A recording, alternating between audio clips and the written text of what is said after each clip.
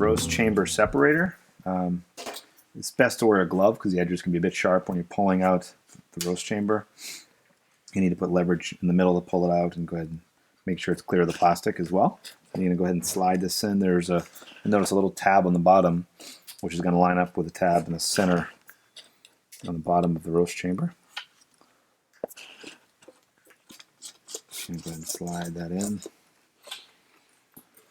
You're going to want the pieces to line up for you.